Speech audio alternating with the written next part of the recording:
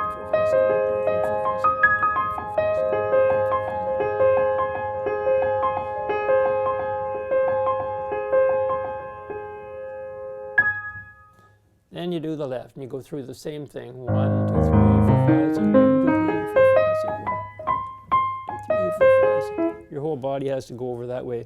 1, 2, 3, 4, 5, 6.